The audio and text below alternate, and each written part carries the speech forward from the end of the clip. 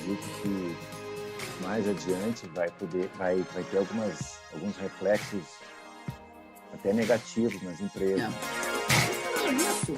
O que as empresas podem fazer para colaborar com a saúde e bem-estar dos seus funcionários que estão trabalhando de home office? Já há algum movimento de ajuste sendo pensado pelo Ministério do Trabalho, Emprego e a Medicina do Trabalho para esses novos tempos de Covid que nós estamos? Não, está se beirando as raias da loucura hoje em dia dentro de uma casa, principalmente quem tem filhos pequenos. Exatamente. Eu escuto cada relato, caiu o cabelo. Não. Achar que o funcionário vai estar 24 horas à disposição pelo fato de estar em casa. Exato, não pode. E os maridos acabam ajudando, mas se o marido sai para trabalhar, não consegue ficar em home office, ela vai ficar sozinha com os filhos, né? Também não estão podendo ir para a escola. Isso, então, assim, esse é o problema. Então, assim, é um efeito quase que dominó, né? Um efeito dominó, porque uma coisa vai levando a outra, né? I see you. E a primeira parte deste programa foi veiculada em nosso canal no dia 3 de outubro de 2020. Não percam, ela está sensacional. Link abaixo no descritivo do vídeo. Doutor Eduardo, no caso de identificação de LER, que são as lesões por esforços repetitivos, ou acidentes tidos como de trabalho, no caso de home office, como que isso se aplica? Como que a gente poderia comprovar que algo ocorreu em decorrência do trabalho e se o mesmo o funcionário no caso, teria se lesionado ou por diversas outras formas, uma vez que ele estava fora do seu ambiente convencional de trabalho? Já foi pensado alguma coisa nesse aspecto? Como lidar com um provável cenário desses? Essa é uma pergunta bastante importante, assim, né? Porque justamente por ser uma situação nova, né? Essas coisas vão acontecer, né? Podem acontecer. Sim. E a questão da LER, né? Da DORT, né? A lesão por esforço repetitivo ou doença ocupacional, assim, por movimentos repetitivos, né? Relacionadas ao trabalho. Por exemplo, se a pessoa, né, o funcionário, né, começar a apresentar algum tipo de sintoma, com certeza a empresa vai ter que ter um protocolo para poder pegar esse funcionário e aí sim, através da presença do funcionário na empresa, levar ao serviço de saúde ocupacional, né, de medicina do trabalho, para poder fazer todo um checklist e tentar identificar a origem desses sintomas, né?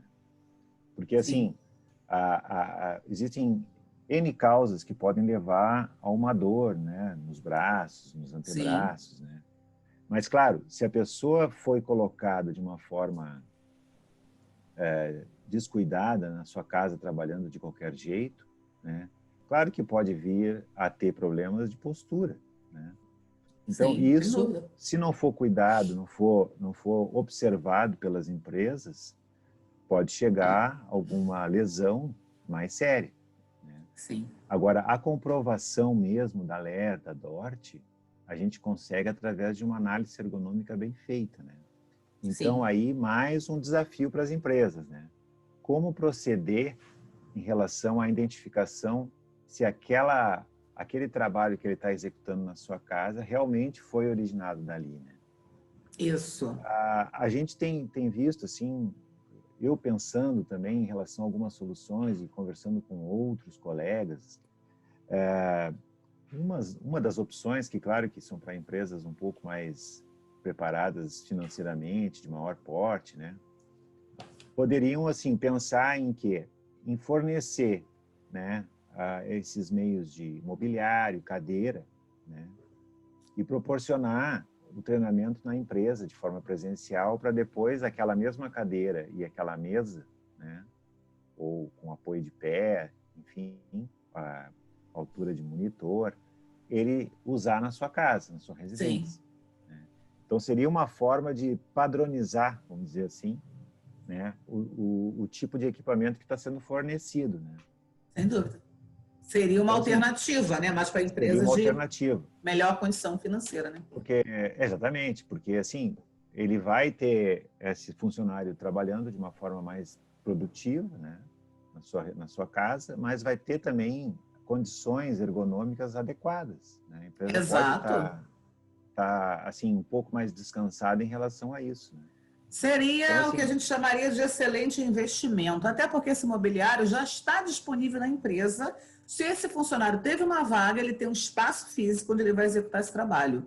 Esse espaço já está preparado. Então, até temporariamente, até de repente fazer um deslocamento até da própria mobília que está na empresa, se for o caso, numa operação também, apaga-incêndio. E no exatamente. médio e longo prazo, se a coisa se efetivar, se for o caso, uma jornada dupla, que a gente vai ver também algumas empresas fazendo isso, parte do tempo home office, parte do tempo na empresa, aí sim vai Isso, se fazendo um investimento, porque é melhor investir na saúde do que depois você ter desfalque na doença, que é é, muito pior, né? Para a com empresa, para o certeza, funcionário, para as famílias, né?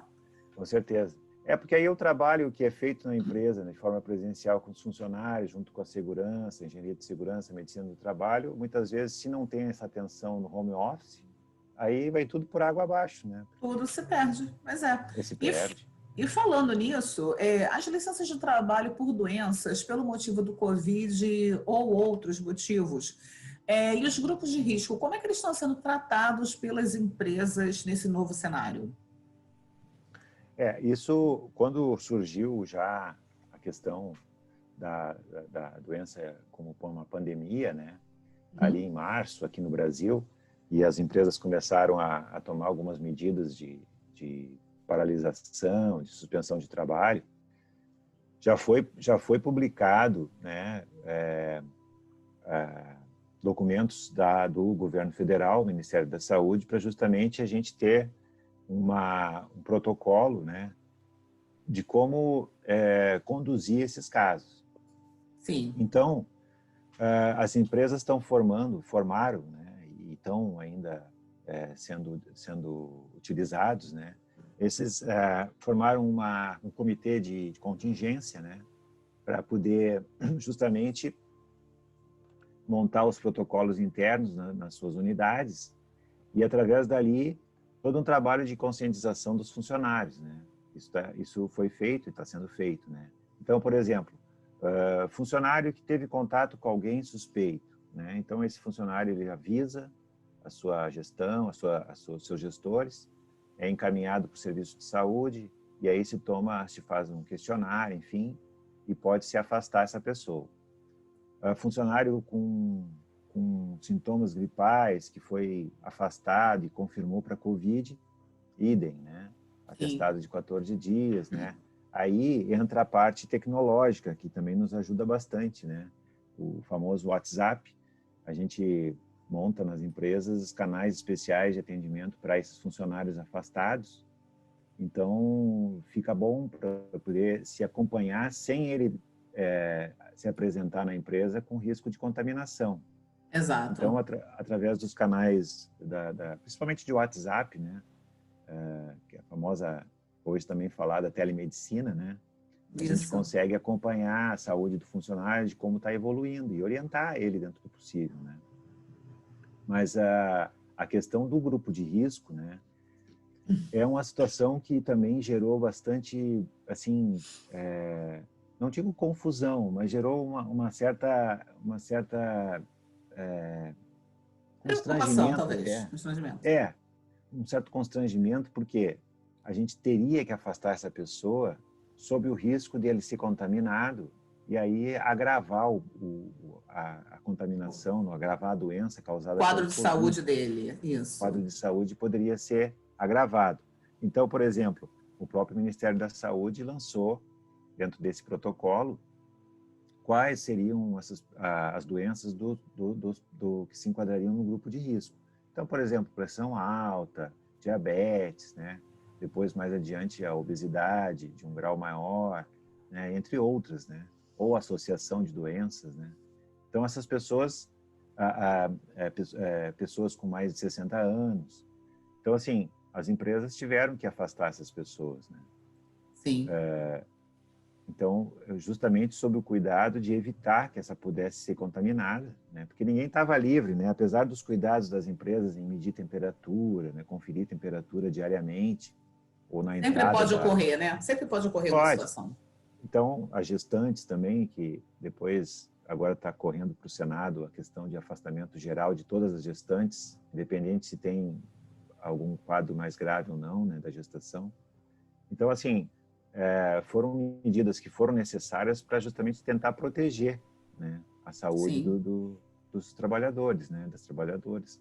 Mas, assim, dentro do que eu vejo, dentro da minha vivência, assim, na região onde eu atuo, está fluindo bem, né? Isso a gente vê que a gente aprendeu com as situações que foram surgindo e as coisas as pessoas também, de modo geral, estão colaborando para poder avisar, para evitar que o seu companheiro de trabalho seja contaminado, caso essa pessoa tenha entrado em contato com alguém suspeito ou já confirmado, né? Isso. Tá havendo uma conscientização melhor em relação a isso, pelo que eu vejo, assim. Sim, isso é o principal. E agora, nesse período também, como lidar com os exames demissionais em tempos de Covid? Como é que está sendo isso, doutor? Os exames demissionais, inclusive logo também que saiu esse protocolo do Ministério da Saúde, houve aquela medida provisória 927, que inclusive caducou agora em julho, né? Mas ela justamente, um dos itens falava que os exames ocupacionais estariam suspensos enquanto da condição de estado de calamidade pública, né? Isso. Exceto os exames demissionais. Claro que, se houvesse necessidade, se poderia fazer o exame admissional para algum cargo de maior risco, enfim. Mas os exames demissionais, eles foram mantidos.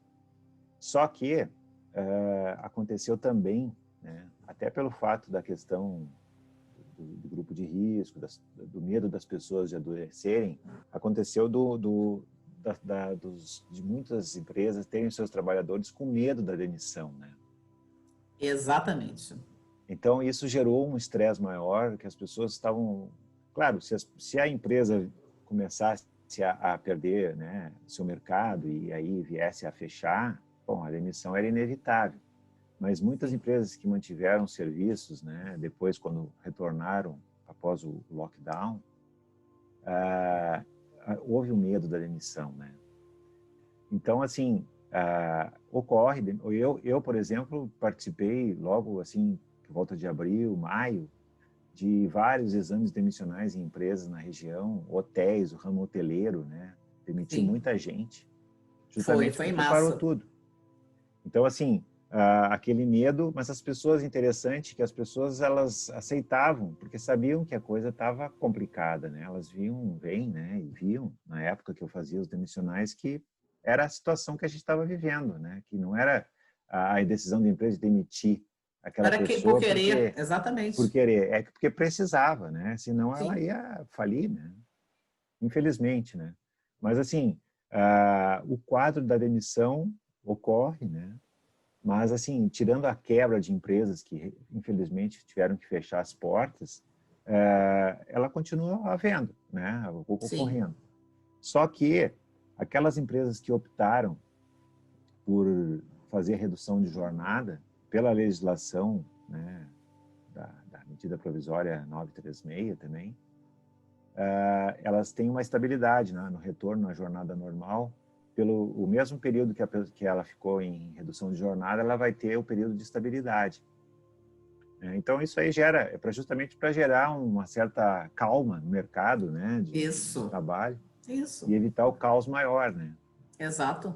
Porque você se preocupa tanto com a questão do Covid, mas as demais doenças, inclusive as emocionais, né, não deixaram de existir. Então, se você não der atenção para todo esse universo que é real e existente muito antes de Covid, você vai ter um problema muito pior. Doutor, excelente estarmos conversando, tá? Estamos chegando já ao final da nossa pauta, mas eu gostaria de saber se o senhor quer deixar algumas sugestões, dicas e soluções, tanto para os empregadores quanto os empregados, porque, afinal de contas, a sua área é uma área que cuida de ambas as partes, né? Tem interesse em ambos os lados, né? Estejam bem. A gente tem que lidar tanto com o empregador, o empresário, quanto os trabalhadores dessa empresa, né? É isso. E fazer... A gente fica quase que no meio de campo, assim, tentando atender um pouco de um pouco de outro e equilibrar as situações, né? Exato. Conforme vão surgindo. A gente faz essa intermediação. Mas, assim, esse assunto é muito bom, muito interessante, que tem bastante para a gente conversar a respeito, né? Mas, Sim, assim, em relação a essa situação que a gente está vivenciando e a questão do trabalho, tanto em home office quanto presencial, eu acredito que os empregadores têm que, aqueles que não o fazem de uma forma mais efetiva, mais, assim, constante, ouvir mais o seu médico do trabalho, o seu serviço de saúde, né? A própria engenharia de segurança sim. também. Mas eu digo, eu puxo mais a brasa para o meu assado, porque, usando um termo aqui do Sul, né? Porque, assim, Bah! Né? Terra do Sul, bah! Não podemos o esquecer, que é famoso muito bar, lindo. o bar serve para várias coisas. Oh! Não é igual oh! É mais ou menos isso. Mas, assim, se o empregador ouvir mais o seu serviço de saúde, porque o serviço de saúde é um termômetro do que acontece na empresa, Sim, tanto para as coisas boas quanto para as coisas ruins. As coisas ruins até pior, né? Até a gente tem um resultado, assim, um sinal, né? Um sinal muito maior. Por quê? Porque acaba refletindo ou na saúde mental ou na saúde física, né? isso. O descontentamento, as insatisfações, enfim. É. Então, se houver uma interação melhor, a gente tem muito a contribuir para que esse funcionário se sinta bem na empresa, né? E que o empregador tenha o seu funcionário produzindo de uma forma satisfatória, de uma forma saudável, Exato. né? E o empregado também, ele é servido pelo nosso serviço, né? Tanto de saúde quanto de engenharia de segurança, para poder tirar proveito disso, né? Em seu benefício, para que tenha qualidade de vida no trabalho, né? Então, assim, Exato. claro que às vezes pode haver assim, mas isso é utópico, né? Não existe aquela coisa do Alice no País das Maravilhas, né? Mas, de modo geral, os serviços de saúde, eles, mesmo que não sejam próprios da empresa, que muitas só de grande porte têm, mas eles têm que ser melhor aproveitados, né? O empregador tem como exigir e tem como pegar mais informações a respeito dos seus funcionários através do serviço de saúde. Ele Sim. consegue, eu não estou entrando no mérito do sigilo médico, mas, assim, Não, as não, não é isso. informações, das informações que ele pode tirar para ter proveito em melhorias, né? Melhorias para a empresa dele, para a questão de produtividade, de qualidade de vida mesmo. Não, Então, e acho que tem isso uma coisa interessante que eu vou te contar agora, doutor. Mas eu já tive um quadro na minha vida bem exótico. Eu já fui funcionária de um grande plano de saúde, onde eu lidava justamente com o segmento dos médicos de PC, MSO e PPRA. Então, quer olha dizer, só, olha a situação, tem mais complicada do que a minha. é verdade. Não, é interessante, eu sempre entendi muito todos esses lados da empresa, do funcionário e da medicina do trabalho. Não, se tu tem essa visão, assim, a respeito justamente do que é o serviço de saúde, segurança, tu entendesse o que eu quero dizer, né? Sim, Eu espero, por isso que eu te falei, esse assunto ele tem bastante tem condição de muito para ser levar falado. para correr bastante água embaixo da ponte, né? Exatamente. Mas de qualquer forma, essa é a sugestão que eu deixo, né? Que sejam mais bem utilizados e aproveitados os serviços de saúde da empresa. Das Exato. empresas. É isso, então. Doutor Eduardo Moreira Boller, muito obrigada pela sua participação no nosso programa. Realmente sensacional, muito boas as informações concedidas de forma tão gentil para a gente, no nosso programa e toda a nossa audiência, tá? Muito obrigada. Gratidão aqui, eu já me despeço do senhor. Muito obrigada. Então é isso, Constelação. Encerramos mais um programa do nosso canal. Eu vejo você felicidade com informações importantes e relevantes concedidas pelo Dr. Eduardo Boller para nós. Muito obrigada e desejamos a vocês uma excelente semana. Tudo de maravilhoso para você e sua família, viu? Então vamos lá? Muito obrigada. Obrigado por assistir, por interagir e Namastê. Jai Gurudev. Até a próxima semana. Bye!